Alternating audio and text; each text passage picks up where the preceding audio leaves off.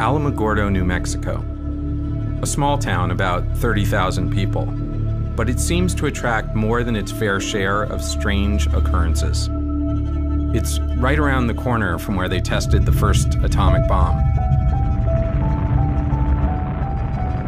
It's also the gravesite of Ham, the first chimpanzee and really the first American to go into space. And it's the place where this guy broke the land speed record in a rocket sled, which is cool, but also kind of strange. Despite all of this, the thing that Alamogordo is best known for is its landfill, the dump. Because supposedly, that's where Atari buried E.T., the worst video game of all time.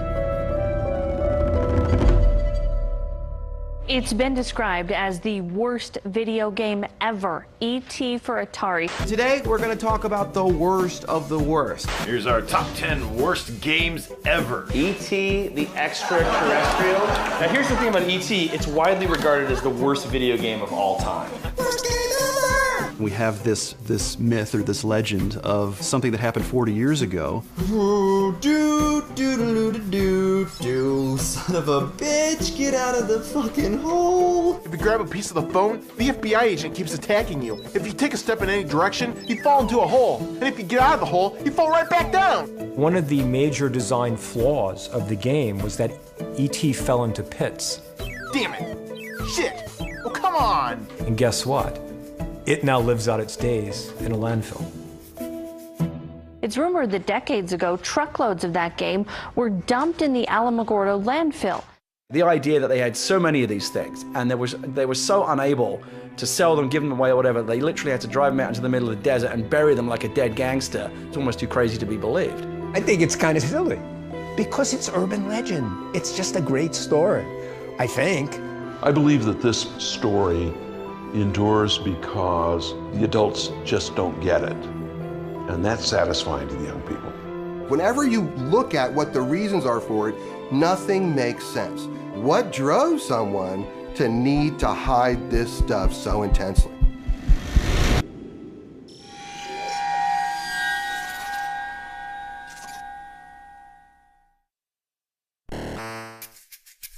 When I was 5 years old, Pong came out, and my dad got it for me and my brother and sister. When the Atari 2600 came out, Atari! I got every cartridge I could get my hands on. I played it constantly. Atari was like Xbox and PlayStation rolled into one. It had an 80% market share, and the 2600 was its killer app. Adventure was probably my favorite game on the 2600. I spent 3 weeks sitting in front of my TV trying to find the first Easter egg ever hidden in a video game. It looks kind of stupid now. You were just a block who picked up an invisible dot and carried it into the special room to discover the programmer's name. But to me, finding that hidden screen was like a revelation. As an adult, I still play a lot of video games, but I also write and direct movies. That's my job. I've worked on a lot of big comic book movies, the kind they make shitty video games out of, and I even wrote some of the shitty video games. But I'm also fascinated by myths and urban legends. In fact, 10 years ago, me and this guy Werner Herzog went to Scotland to find the Loch Ness Monster. We never did find Nessie, but I still love an adventure, especially to unravel an urban legend. Today, video games are everywhere, so it might be hard to understand my generation's obsession with Atari.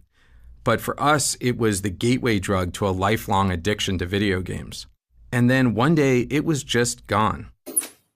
Sometime in the mid-'80s, it just disappeared, and there were no more Atari games. And I always wondered what happened. Where did it go? So this is the famous landfill, the burial, the final resting ground of E.T. Yeah, this is the place. This road here, this gate, this is exactly the way the Ataris would have came through that ditch and up through here. It was the only access in.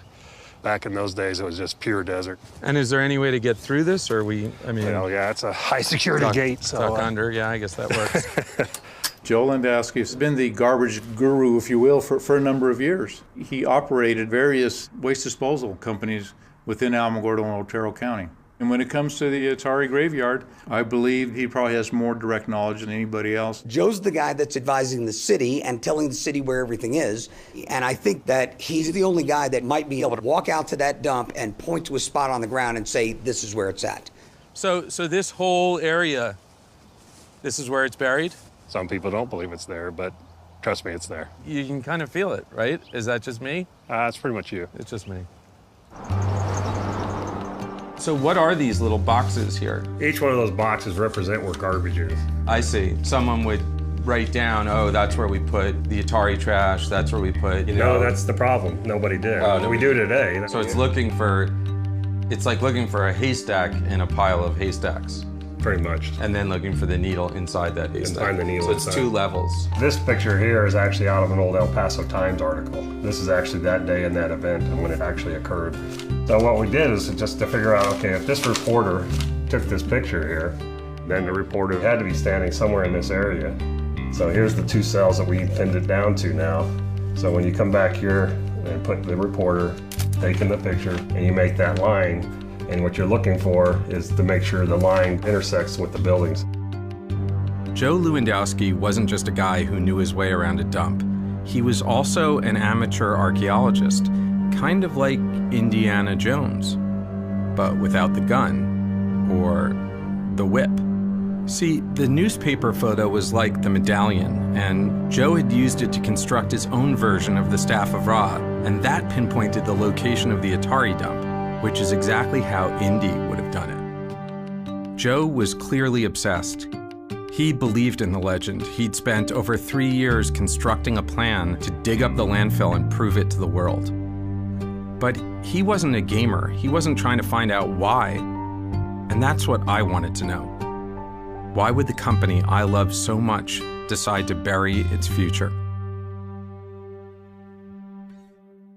The whole E.T. story is a very small part of the Atari story. Let me go back a second and explain how Atari started out. The video game came because of a convergence of me working in amusement park summers while pursuing an engineering degree at the University of Utah. I knew the economics of the coin-operated game business. They made a lot of money. Nolan designed these incredibly elegant circuits, put together in a way that's so clever that modern engineers have a hard time understanding and repairing these things. My partner and I, Ted Dabney, started working on a ping pong game. By the end of '72, we did $3.5 million.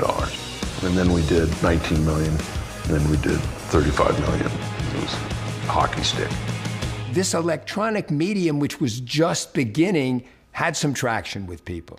And once you played some of the most sophisticated arcade games of the day and understood that maybe there was a chance you could duplicate that in a home game, your eyes got big. Home video games have been a success from the moment a company called Atari launched this basic game, Pong, which has been imitated by at least 40 other manufacturers. They're selling like crazy. 300,000 last year. This year, 3 million. Next year, 6, maybe 10 million.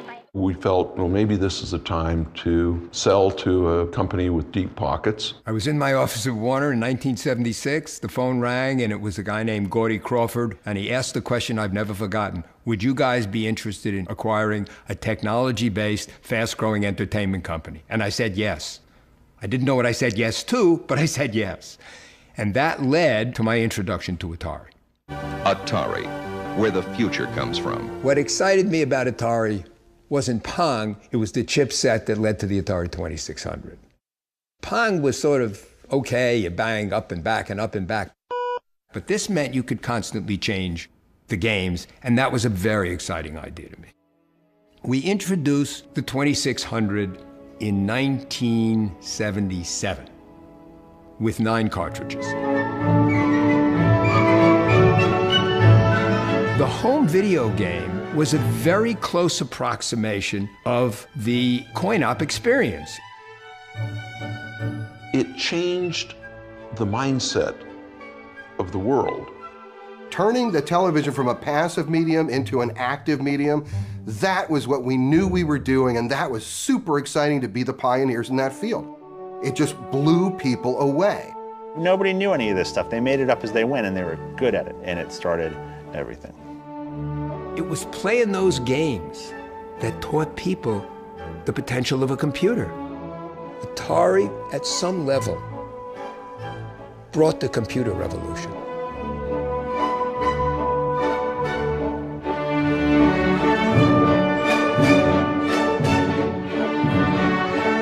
They started experimentally hiring smart kids with this idea that maybe they could come up with other stuff to do. And they inadvertently were trying to create the job of game designer.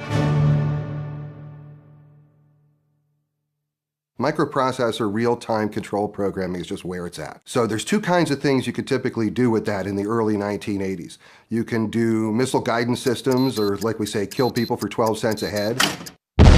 Or you can make video games, which I thought was a much better application for the whole thing. What went on at Atari from the very beginning was basically that the engineers are going to drive this company, because they weren't just engineers, they were creative guys. They're like musicians or movie directors, they're artists. Through luck or providence or both, they ended up with this department of game designers that became this dream team at Atari. These guys who made all of these classics, Tempest and Asteroids and Centipede and Gauntlet and, you know, think of a game. The culture was, these guys do what they want to do. One day I was standing at the men's room at a urinal and I looked down and I saw a pair of bare feet next to me. And I looked, and here is a guy wearing a pair of shorts and nothing else. And I said something, and they said, oh yeah, that's so-and-so, he's a great engineer. He doesn't like to wear clothes. The coin-op engineers at Atari, they were great. And on the consumer side, Howard was one of the best programmers. He was one of the best of those engineers. At the heart of the creative process is the programmer. I try and create basically a sensory experience that evokes a certain feeling in the user. I mean, I tend to program from a concept. I mean, I was made for this. I mean, this was what I was made to do. January 11th, 1981, I showed up for my first day of work as a game programmer at Atari. So do you remember the first day you showed up here? Absolutely.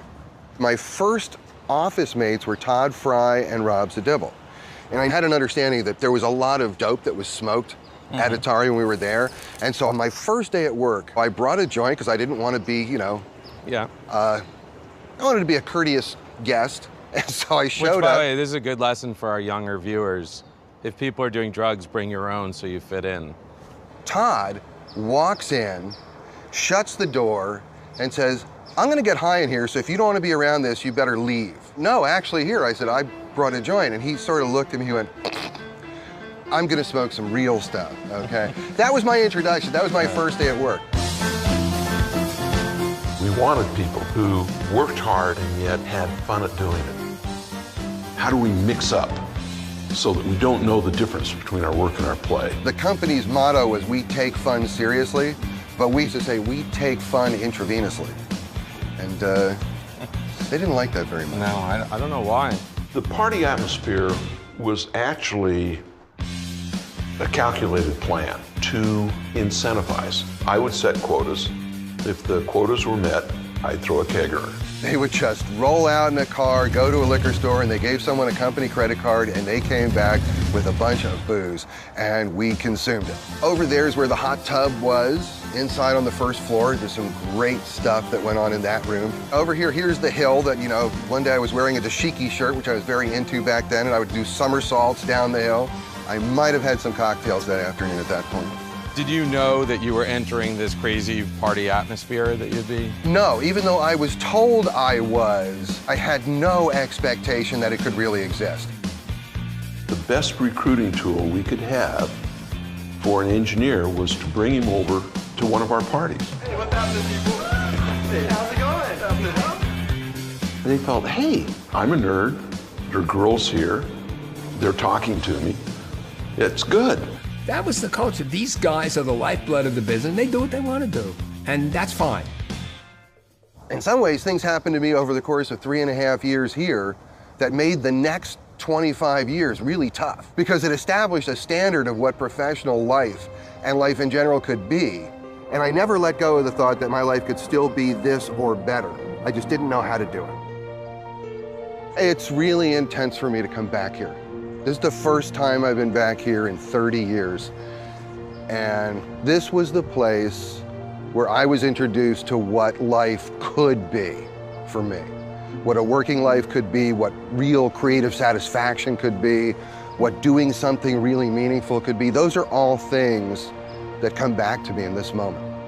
It's very intense. So what really happened back in 1983? People heard the rumors, but Atari denied the dump ever took place. And eventually people forgot about it. But with the growth of the internet and all of its best and worst lists, E.T. and its burial went from small-town gossip to full-blown urban legend. By the mid-90s, videos began to appear online that seemed to suggest that anyone with a shovel could go out in the desert and dig up the buried games. That's what I thought too, but it wasn't close to that easy. Joe had spent years researching the burial. If his information was correct, the games were not only deep underground, they were covered with concrete. Joe was still wading through a sea of red tape, but if and when the city approved his plan to excavate the landfill, he was going to need more than just a shovel. He would need giant yellow digging machines and a bunch of guys in hats and vests to operate them. This is one of the photos of the actual burial when they did it. So we're looking at like 15 feet down to hit the concrete. Under the concrete's mostly dirt. It's just it's the bottom of the pit. What's that thing right over there? That's a motor grader.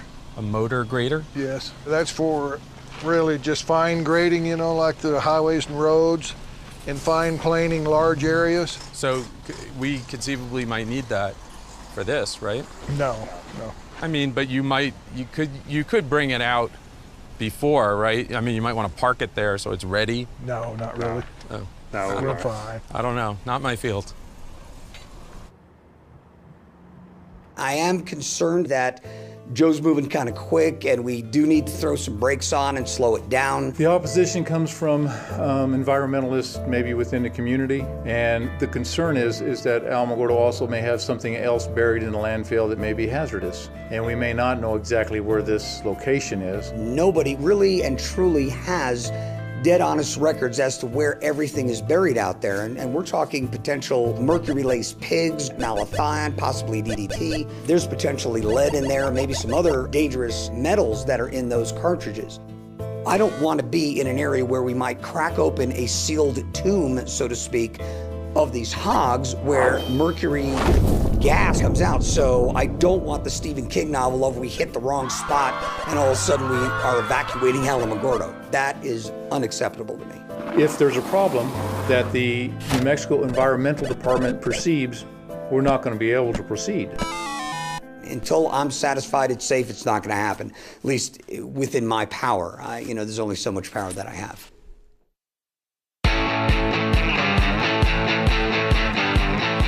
So for my first game, they wanted me to do a coin-op conversion. Although I had only been there for about a week, I went to my manager and I said, you know something? I said, this game, Star Castle on the 2600 is just going to suck. I know it's going to suck.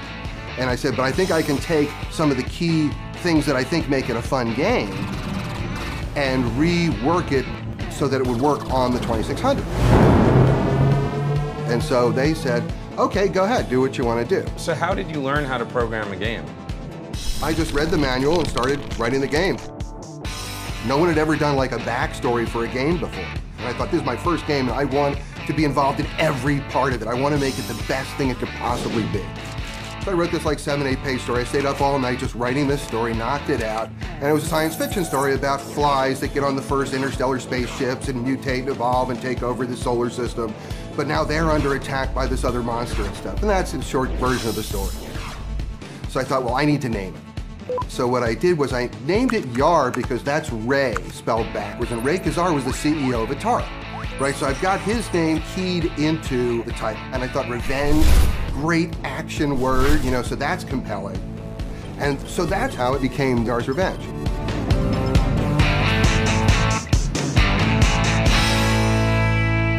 When Yars' Revenge came out, it was a hit. It was huge. Games that could look like Yars' Revenge looked, that could draw that kind of stuff, were like magical. Even though Yars' Revenge might look primitive, you know, it looks like the superconducting super collider compared to a lot of the games that were out there at the time. I remember the first time I put the cartridge and I was like, what is this? It really is a very innovative shooter of that era. Getting a ship to fly around so it's fun just to fly the ship around is a trick, especially on that hardware. The enemy was cool and scary, and it felt really good to defeat it.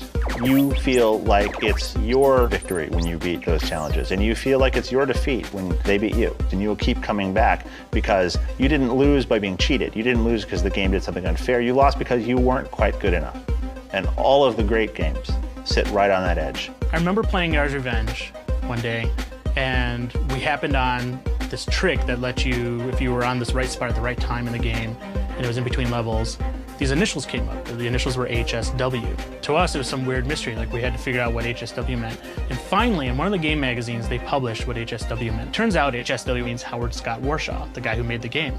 Yars' Revenge was the first game that Atari ever did where the programmer's name went out with the cartridge.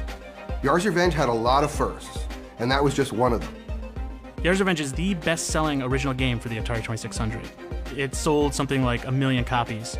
Every reviewer at the time thought Yars' Revenge was one of the best games Atari put out. You know it made a lot of money for Atari.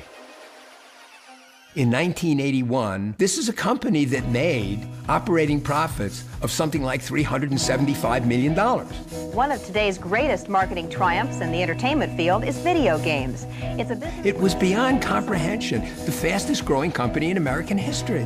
This was an explosion.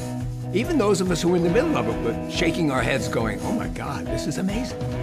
We were the most successful coin-op company. We were the dominant consumer company.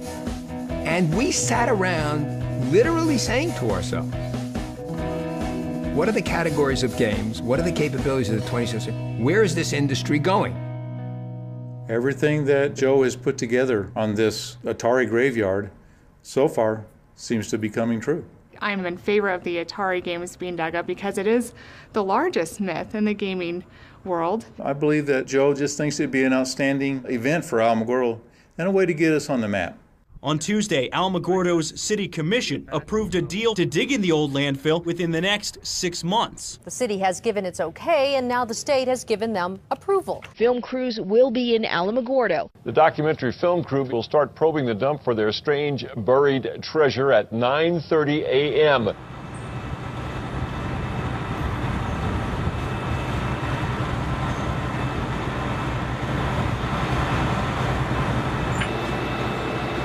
So this is an impressive looking machine out here. What the hell is it doing? What this drilling rig does goes down, straight down, takes out core samples and brings up whatever's in the ground. We've narrowed it down from 300 acres down to about 5 to 10 acres. And so what we're doing now is trying to get it even closer, because we're looking for things like somebody's mail, you know, the postmarks, newspapers, things like that, looking for dates. Because we're looking for September of '83.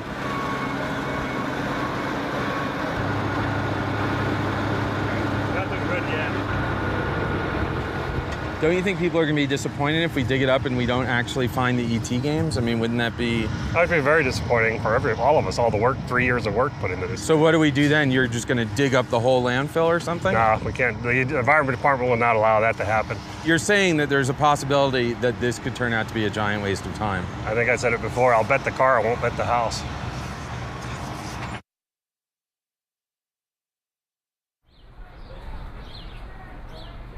Most everybody, at least in the Western world, has played a video game of some kind. They've gone to an arcade. They know the Atari brand. They certainly know ET.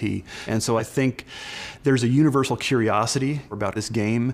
You know, something did happen those couple of nights in 1983 that I think it merits serious investigation. So why did I decide to go to Alamogordo? I'm very much interested in the impact that a particular game or an industry has made within a cultural and social context. What's striking about the Atari ET game in the Alamogordo landfill is that they're there and not in museums. I think this is what excites many people who keep this narrative alive, is they want to get these items. They want visible proof. They want some kind of tangible evidence that that dump did take place. I've been professionally making games since about '94, but more than that, I'm somebody who's been chiefly doing a lot of historical work with video games, trying to preserve video games and get people to understand that video games are more like art. And so I've been doing a lot of video game preservation and education. I always thought one day I'm going to go over there and I'm going to see finally once and for all, like, where it's buried. I almost don't even really need to know what's in it. I almost want to keep that mystery alive. To me, under that landfill is actually the burial site of an entire industry, because what affected Atari at the time affected everyone. And everything that I thought was going to go on forever stopped. And it stopped almost at that same moment that whatever's there was buried. So for me, I want to find out what is there. It's like opening the Ark of the Covenant. It's like, you kind of want to look, but is my face going to melt off? I don't know. I have told my wife that I will be going to New Mexico. And she asked me why, and I started to explain, and she said, I don't need to know. You just go do it. You wanted Ernest on screen? Whatever. Ernest is my fancy writer name. Ernie's what everybody calls me. All right, so we'll use your writer's name. How would you describe yourself? Screenwriter, novelist, gentleman adventurer. The thing about having an Atari for me was it was a simulator. Like, I could simulate being Indiana Jones or simulate being E.T.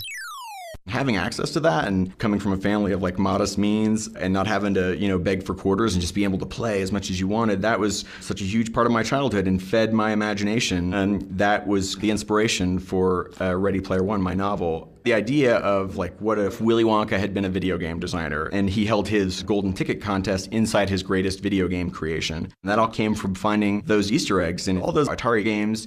I felt like a little kid this past week, like getting ready to go to camp. Alamogordo and the Atari graveyard, for me, it's like holy ground. And that was when I realized my DeLorean's already in New Mexico. I just have to fly to Santa Fe, pick up my DeLorean from George R.R. Martin, who was using it for the Back to the Future screening, and drive it down to Alamogordo. I could stop at the Very Large Array, also hit Roswell, and then go to Alamogordo and be there for the excavation of the Atari graveyard. As soon as those tumblers clicked into place, I'm like, the most epic road trip of all time, I have to go. It's like I'm Indy going to Westeros to meet Doc Brown and then save E.T.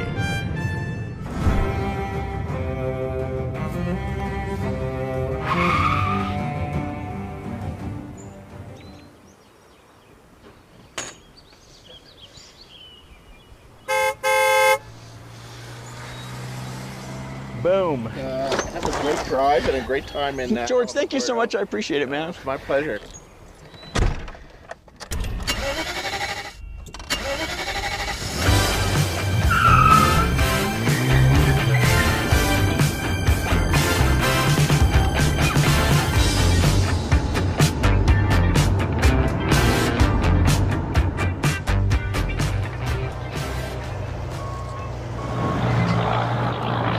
There it is. This is a good piece of evidence because right here. Is that the date right there? Right there. You got Sunday, October 2nd, 1983 right there. That's good, right? Yeah, Atari was from the 23rd to the 29th of September. So this is like a week later. Well, it's not even a week. It's like 2 or 3 days later. Well, I'm not that good at math. The Ataris would have been on the bottom, then garbage from the following weeks would have been piled on top. Right. So where are the games? This is the following week. In here? No games yet. No Atari stuff at all? No, not yet. Not yet. Okay. I love the challenges. I love the mystery. I love the especially when people say they'll never be found or they're not there. That just makes the challenge even better. I put 3 to 4 years of this research, planning, the politics, the environment department. I mean, many, many, many things to get to this point. Yeah, now it's very important that we find them.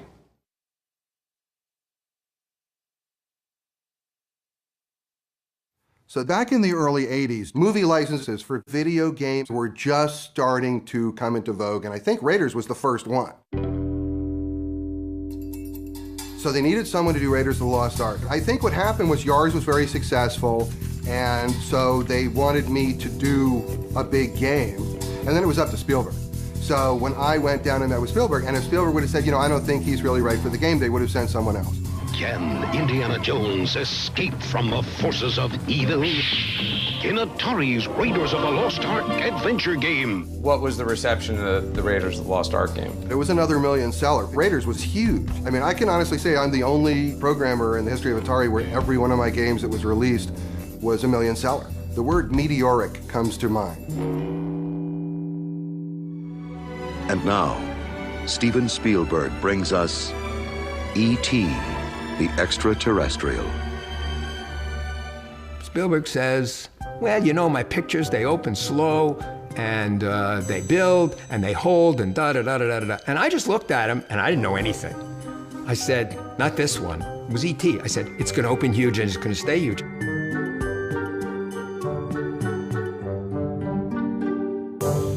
Okay, the movie comes out, it's a huge hit, and we want to do the cartridge of it, okay? You know, every time you try to take some kind of a property and move it into another medium for a pure profit motive, you get trouble.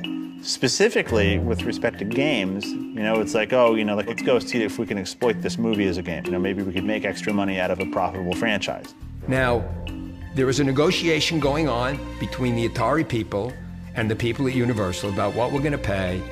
And Steve Ross, who was the CEO of Warner, got in, and for whatever the reasons, he agrees to a deal that is so off the chart, nobody believes it. But he does it. It was $20 to $30 million. It was some crazy number. Steve Ross basically was trying to woo Steven Spielberg to come to work for Warner because he recognized that Spielberg was a genius. And that all plays into this story. Well, we acquired the rights to E.T., and we had to have the game out for Christmas. And that's a problem. One afternoon, I'm sitting in my office, and a call comes in, and it's Ray Kazar, and he's calling from Monterey. So I take a call, and Ray Kazar comes on the phone, and he says, Howard, can you do E.T. in 5 weeks? And I said, yes, I can.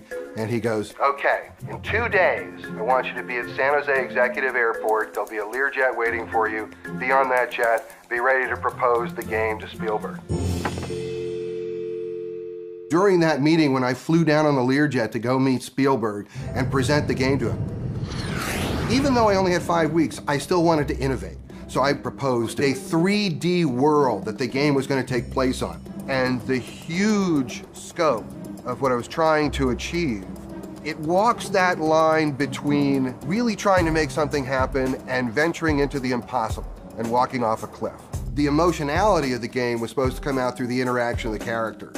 You have the FBI agent who's interested in what you have. That's why the FBI agent just steals stuff that you were holding. You have the scientist who's interested in who you are. The scientist actually carries you back to the city because they want to study you. And Elliot comes in to save you. There's times where you can call Elliot and he will help you out. And so those are the kind of things that I had that I thought created possibly some sentiment. And at one point, Spielberg says to me, he goes, you know, couldn't you do something more like Pac-Man? No, Stephen, we need to do a game that's fresh. We need to do something that's really worthy of this movie. How simple you can make a complicated game is how complicated a game can you make subject to the constraint of easy learnability. My job is to produce a cartridge that is going to sell for Atari. A typical VCS game at the time took 5 or 6 months, and this was going to be in 5 weeks. You might think, no, nobody can do a game in 5 weeks, like most people in the department would think. But I don't think that way. I think, yeah, I can do that. The word hubris comes to mind. I mean, whatever it is I might have been full of, I was overflowing with it at that point. Because if the game can't make the Christmas market, the game is a total waste. They're gonna miss their window. So that was the big thing. It was the $22 million bet that you could turn the game around in that time. I had a development station moved into my home, so I could be basically working on this game almost 24 hours. We found that there was a good probability of success if we took a coin-operated game and just ported it over to a game that we could play on the VCS. E.T. didn't have that. Hello? Somebody out there?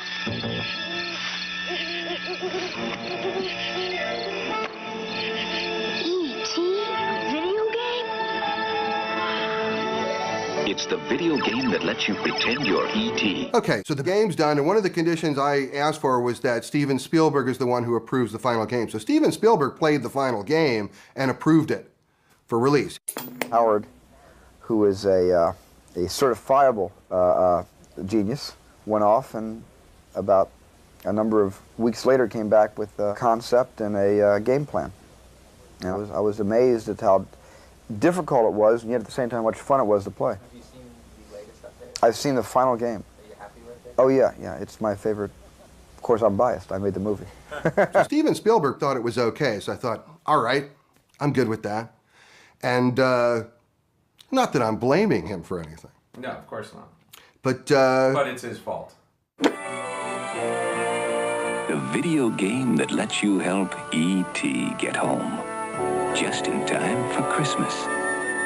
After E.T. was released, there was a great sense of relief that we'd actually made the schedule and everything was good. And then the game went out into market and it was very high on the Billboard list, and again, things were good. I got E.T., I think it was Christmas of 1982, if I remember correctly, and I thought it was like I was going to be the guy on the street who had E.T. before everybody else. Turns out everybody I knew got E.T. that Christmas. After a while, people start going by me in the halls, people from other buildings, people from marketing and management, and they're saying things like, you know something, Howard? You did a great job. We don't blame you. That was really something what you did. You really came through for us there, and we don't want you to think we think anything else. This really isn't about you. Don't feel bad. It's okay. It's cool. And I'm thinking, like, what the hell are they talking about? E.T. was a really hard game. It was the kind of game that was brutal, unfair, didn't make a lot of sense. I grew up in London, and there was a video game store in my town that let you rent them. I don't know what the rental was, like 50 pence for a weekend, and I still remember feeling like I wasted my money because it was bad. People aren't liking it, and people aren't liking it a lot. And what made it particularly bad was my memory of the movie was so great. I love the movie. Everyone loved the movie when it came out. It's a great movie, still is a classic movie today. And so this massive chasm that existed between the quality of the movie and the quality of the game that it was based on, I think just made it seem that much more like a slap in the face. Okay, well, maybe it won't sell 6 million, maybe it'll only sell 4 million or 3 million, that'll be okay. And then there's like returns. People are returning the game. They made too many. How many they made, I don't even know. They made like 4 million cartridges. That means there could be millions of carts coming back. So what do you do with useless, worthless product? How do you get rid of it? Bury it. That's a pretty good answer. Well, career change is not anything new for me. I've been through a number of different careers. I actually went and got a California real estate license and then a broker's license and did that for a while. And I did that just long enough to know this was like the last thing in the world I wanted to do. And now I am a licensed practicing psychotherapist in California. And I'm a very unique therapist in that I have a master's of engineering and I also have a master of arts in counseling psychology. I mean, I'm the Silicon Valley therapist. I'm very good at translating between English and nerd.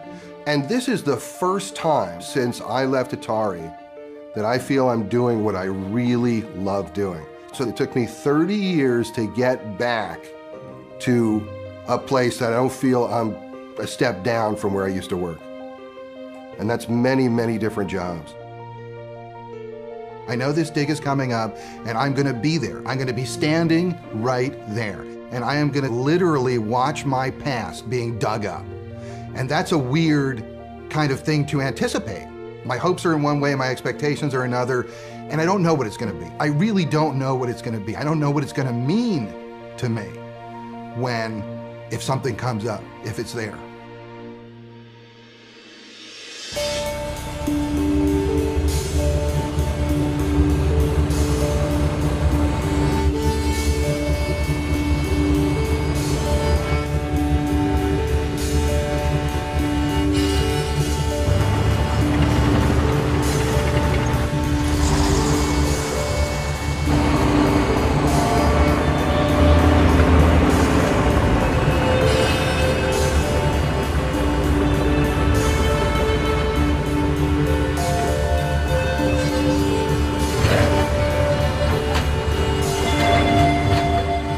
Part of punk archaeology is that sense of community and the fact that we're helping each other out to address the issues that we're interested in. And most of the time we're doing it on a volunteer basis. It's going to be interesting to see how they decide to excavate in order to clear a better area, so that we can get at more of the content that we need. One of the people down there did confirm finding a Donnie and Marie poster. Yeah, which is awesome.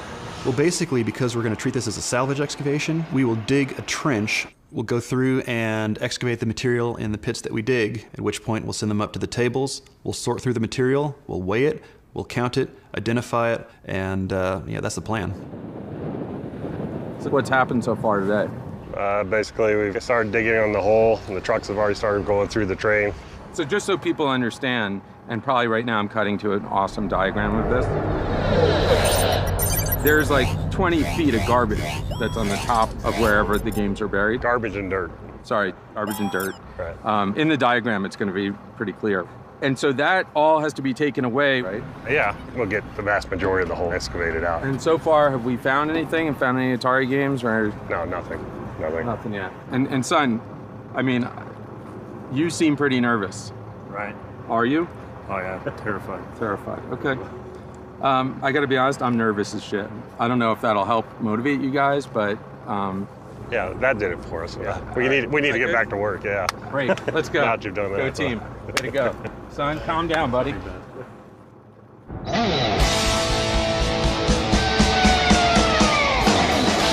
People say nerd or geek, I say enthusiast. I love things and I love people who love things. But if you just spend all your time focusing on all the amazing art and entertainment that's being made, there's so much of it happening now you can't even take it all in. It's like The Dig. When I tell people, the right kind of people about it, they're like, I can't believe that's finally happening and that you're gonna get to be there. You know, I get, look, goosebumps talking about it.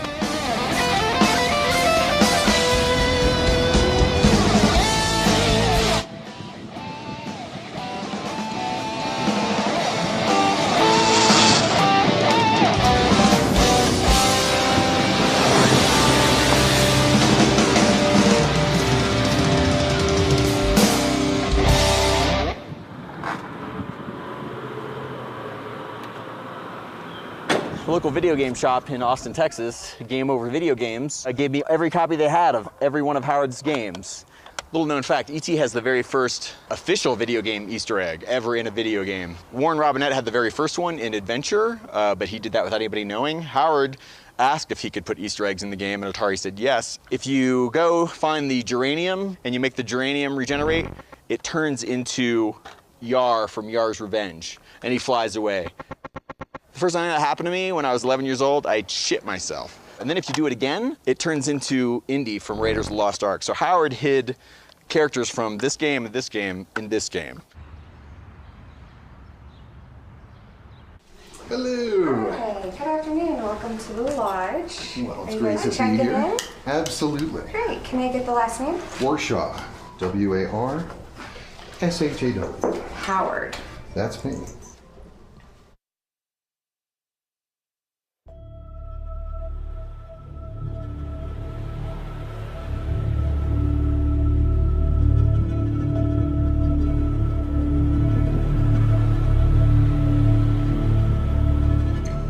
So it's the day of the actual dig, and my wife and I are in a van on our way to the landfill. It was a strange feeling. I mean, I was nervous, and I didn't really understand why, but I just had this sense, just a tingly thing, that something is going on here today.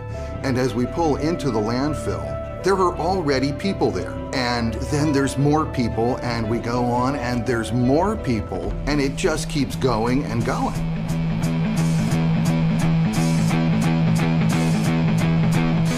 This sort of felt like a religious pilgrimage to me. I called up some friends, said, hey, can we get down there? And I asked my brother-in-law if he wanted to go. Heck, let's do it, let's check it out. And my wife said, whatever.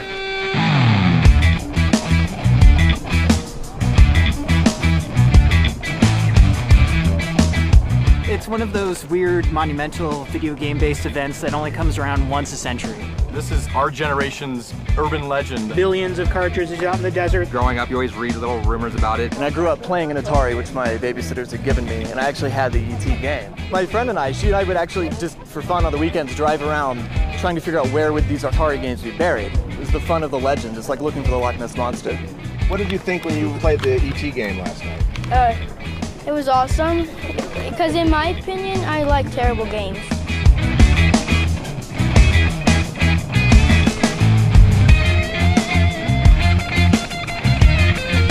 To come back and to relive the feeling I got off those games is something I couldn't pass up. I just want to know about the urban myth, see if it's really buried out here. I just came out here to be part of video game history. Had to see whether it's true or not. You have to be a special kind of nerd to be able to want to drive 28 hours for a video game. The myth that E.T. the video game for the Atari 2600 was the worst video game of all time, it would be so great to debunk that because it's just not true. And also to redeem Howard Scott Warshaw because he's an amazing video game designer and his game was great. Cool car. Yeah, I like that. E.T.'s in there. This morning, coming to a dump in a small town in New Mexico, there were people lined up waiting to get in. What's the last time you saw a line of people waiting to get into a dump? It totally took me by surprise, but in a delightful way. You never go to a dump unless you're throwing something away, and here we are trying to find treasure, buried treasure. I think they'll find something. The cartridges had to go somewhere. Why not here? It is a lot of open space. Great place to dump a million cartridges. There is a definite possibility that there is games. This is archaeology for the time I grew up. So the nostalgia for anything that came out of that era is pretty high.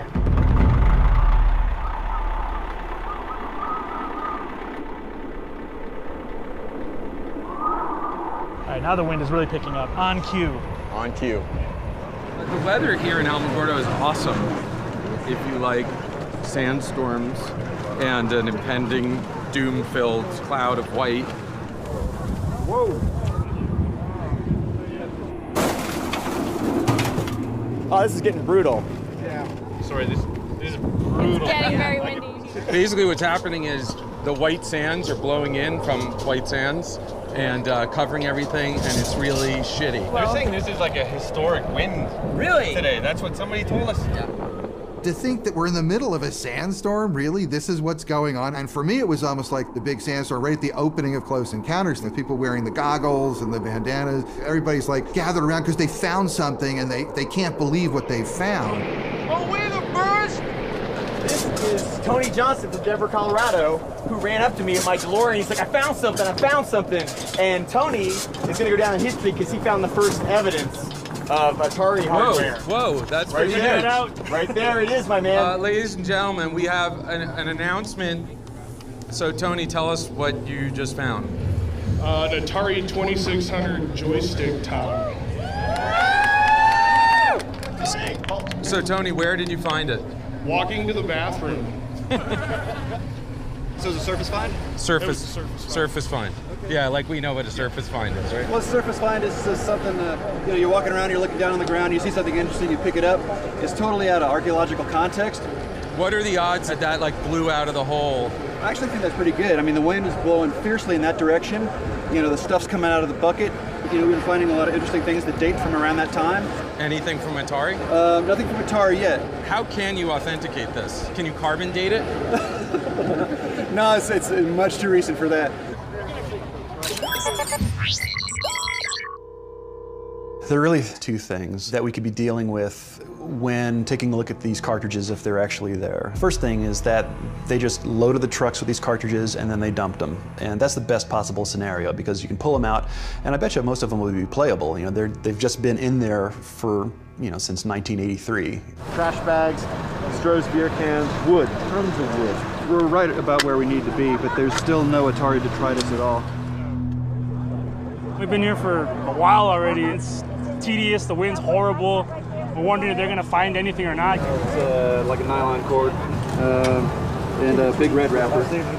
I don't think there's anything in that hole except rattlesnakes and scorpions. If it's buried, it's probably for a reason. It should stay buried.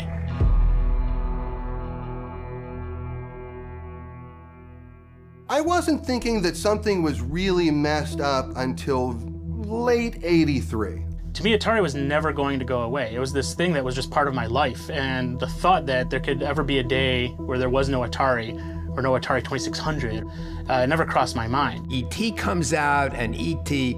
is not so great, and somewhere toward the end of the year, I'm starting to wonder, are we making our numbers?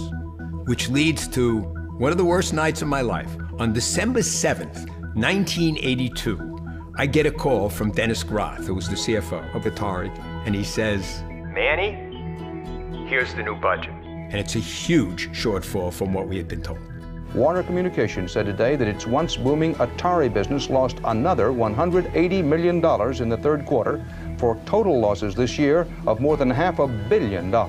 I was starting to see enough signs in the company that things were starting to unravel. It was unraveling hard and fast, and we didn't have any ready solutions. Several Atari executives, including Atari's chairman, Raymond Kassar, sold Warner stock shortly before the negative earnings announcement and the decline in the price of the stock.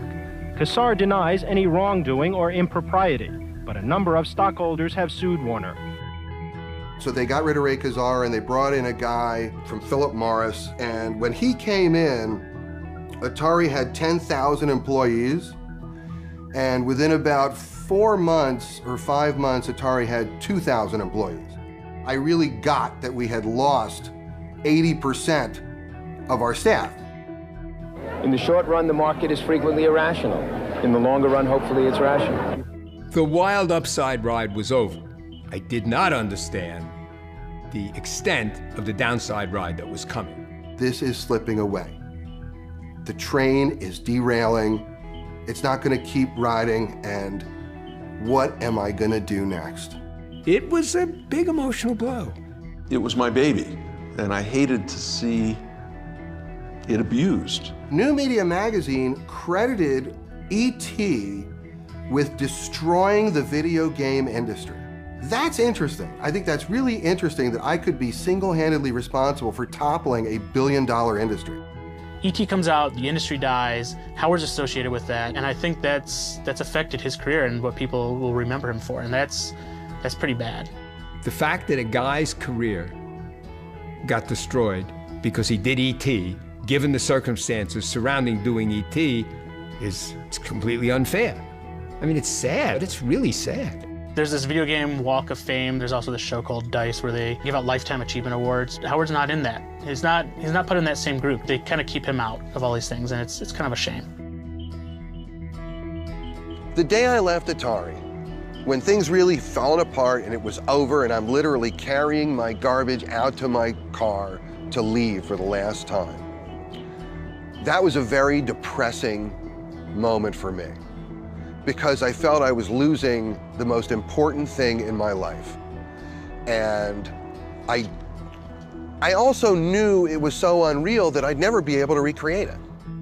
The burial in Alamogordo is basically Atari's funeral. The burial of those cartridges represents the burial of that beautiful era. And that may be what's interesting about it. I don't know. I mean, that's a whole psychology I'm not going to go near. But it may be because it is about the death of Atari. That's what it is. We can't control how the past returns to us. We may get something that no longer resembles an ET cartridge. We may get something monstrous, something twisted, something decayed. We may not even know what we're looking at if we unearth Atari's ET. Part of me feels that when you finally crack open this place and you start to look, it's going to be a lot like the Ark of the Covenant. It's just going to be a bunch of sand. But another part of me hopes that what's found there is going to lead to a lot more understanding and a lot more discovery about what really happened. Shit, you see what I see? What's his name? Joe! Joe! What's that? What is that right there? They want me to come in? Let's go.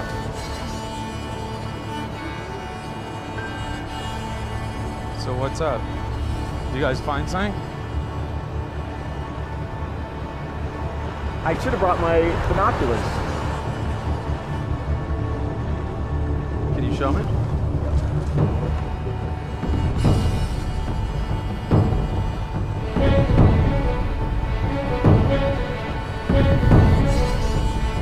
They're bringing some stuff over to the archaeologist table right now. Let's see what's going on. Can everybody hear me? We found something. The archaeologists have confirmed it's from 1983, 28 feet down. It's E.T. the video game, intact in its box.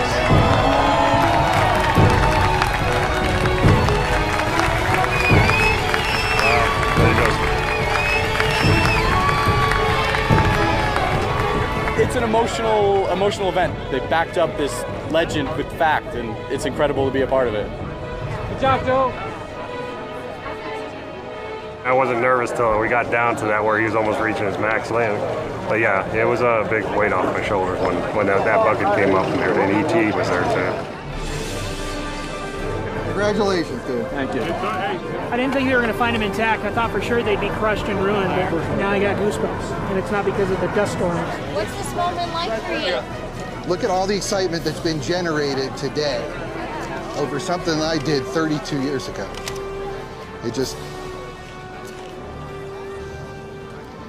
It's an immensely personal thing. What it took to make these games was a lot. And this one was done in 5 weeks. That was one of the hardest 5 weeks of my life. So I need a little moment. And I'm just so excited to be here.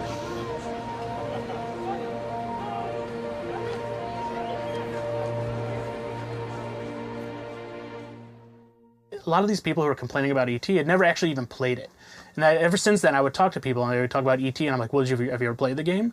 And it would come out that they didn't. They would just kind of continue this myth of the game being really horrible. It is a good game. It wasn't the worst that Atari had to offer. There were, I remember getting a game called Firefly. That is the worst game for Atari. That's what everybody should be focusing their efforts on, not E.T. Let me be clear, the worst game ever made was obviously Trespasser. So I just want to be clear with that. With the shitload of just horrible, poorly made, cranked out Atari games, to call E.T. the worst one is just shameful. In contemporary game culture, we like trashing games. I don't mean putting them in landfills, but verbally, trashing game design. It's become fashionable to sort of regard E.T. as the worst video game of all time. In fact, it makes everybody's list as the #1. And I'm going to go out on a complete limb here and say, and maybe people will attack me for this, but I'd rather play Atari's E.T. than any Call of Duty. You know, in context, given the time and the situation that Howard had to live in to program that game, it really is an astonishing masterwork. If he made an amazing fucking game that's a whole self-contained world in 5 weeks, that's even more impressive. I don't know any human being who could have turned E.T. in the time frames involved into a really successful game. He should be applauded for being able to have done anything in the time that was allotted. The scorn should be heaped upon those who thought that it was even rational to try to build a cartridge in a month and a half. The analogy that people always use for these first-timers, for people who try something first, is the first penguin analogy, where the first penguin who jumps down the hole through the ice is the one who invariably gets eaten by the seal. But if there wasn't a first penguin, then the penguins would be going down through the ice. So, it sucks to be the first penguin, but somebody's got to do it.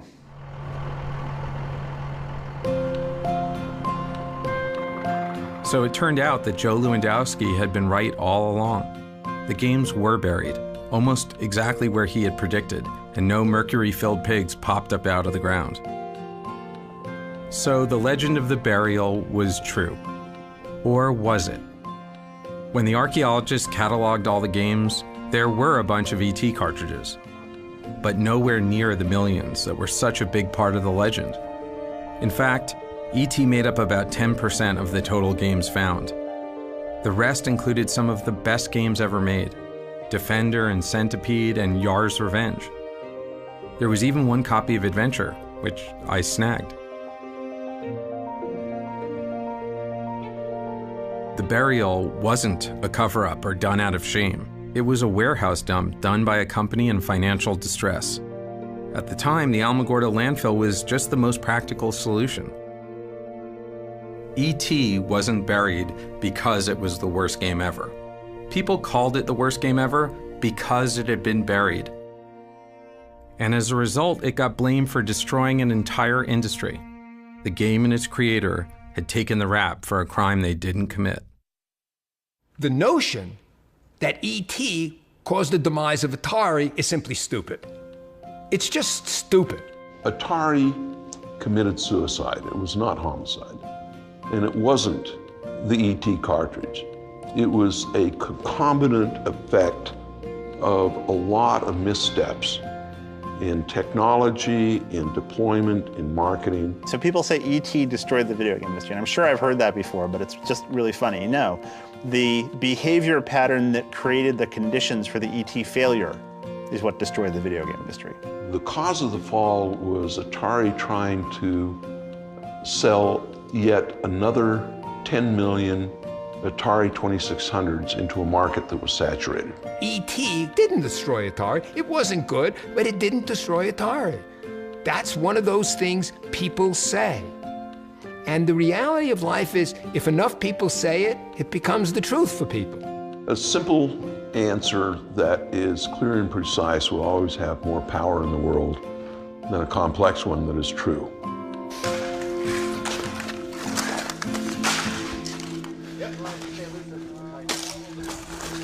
Here's another ET six-pack.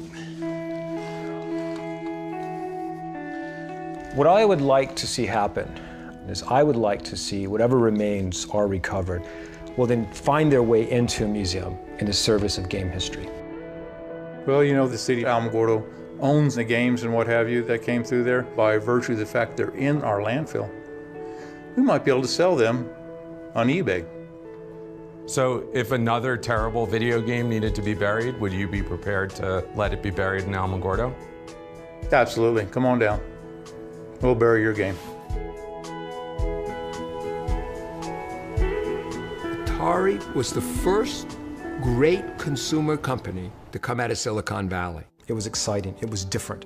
It was the first engagement that a generation had with computers. So a generation grew up being introduced to the computer age by Atari games. We brought a whole massive new entertainment medium into public consciousness. So for a whole generation, we are the definition of the video game era. And it's cosmic. These guys really never got their due for really starting the whole industry. 3 Lives was invented by a person. Flying a ship around was invented by a person who had to figure out what that was. And it was so good that it was copied everywhere. And because it was copied everywhere, and because it's so ubiquitous, it's impossible to remember why it was so special. I think Atari's legacy is that we started the Silicon Valley ethic of engineers as rock stars. It didn't exist before. I think the casual culture, the meritocracy, didn't exist before. I believe these are underpinnings of the things that made and continue to make Silicon Valley a special place in the world. And I think that Atari will continue to endure as an icon of innovation.